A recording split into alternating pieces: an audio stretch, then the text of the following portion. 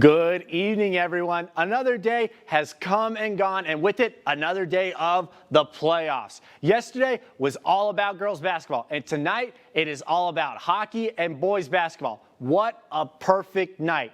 Starting in the first period, Redmond, they are on the power play against Travis City Central. First shot is deflected, but Dylan Baldwin is there for the putback, and Marquette, they draw first blood and go up 1-0 on the Trojans. And after that, it was a defensive battle from there. Now in the second, Trojans have a try, but it is shut down by Brandon Hakola. And then they are again back on the attack. Will Dawson this time sends it over, but Hakola snags it and keeps them off the board. Central, they held their own. Redmond trying to do it, but their goaltender, Newhart, he stops the threat and he keeps it just a one-goal game. But the Redmen, they are relentless on offense as they are back on the attack. But Newhart, he was stout all night long. But that one goal would be enough to make it to the semifinals for the second straight year for the Redmen. Marquette wins 1-0, and they advance to take on Bryan Center on Friday in the semifinals.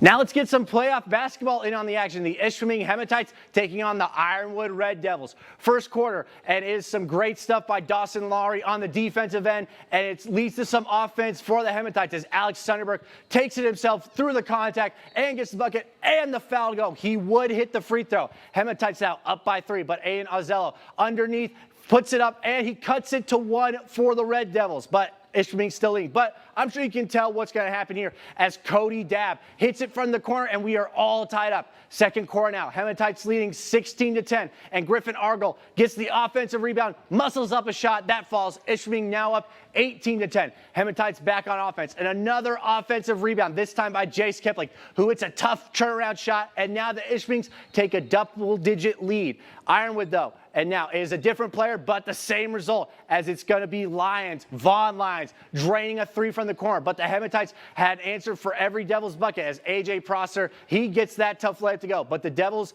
they would not go away as they would win 47-35.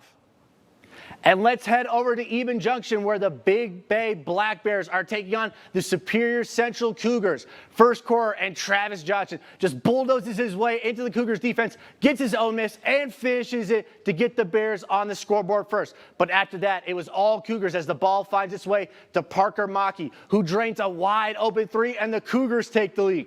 Cougars back on offense, and this time Mackey drives in for a tough layup and 2 more for the Cougars. Mackey, he was everywhere on the court, and he got his teammates involved as well as Kyle Frusty hits the turnaround jumper, and they got it done on the defensive side again. And guess who it is? Parker Mackey getting the steal, and then he's going to give it up to Frusty again for the layup.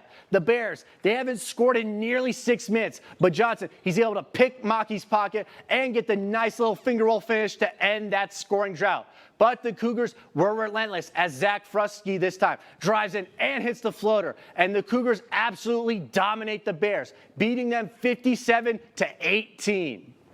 And as we take a look at some more boys basketball scores from the playoffs, the Bark River Harris Broncos beat Manistee Emeralds 60-35, and the Forest Park Trojans, they beat the North Dickinson Nordics 59-35. And moving right along, the Gladstone Braves, shout out to Coach Creedens, a good friend of ours here at ABC 10. His Braves, they beat the Houghton Gremlins 78-63, and the Lake Linden-Hubble Lakes beat the Baraga Vikings 73-51. And keep bringing those scores in as the Lawrence Purple Hornets eke out a 3-point win in overtime over the Calumet Copper Kings, and the Menominee Maroons had a strong end to the regular season, and they ride that momentum into the postseason, beating the Norway Knights 60-39. And keep those scores coming, Carr, because now we got the Kearney NATO Wolves being the Stevenson Eagles 57-46, and the Wakefield Cardinals get a huge dominating win over the Ontonagon Gladiators 82-28. And in our last score of the night, the West Iron County Whitecons,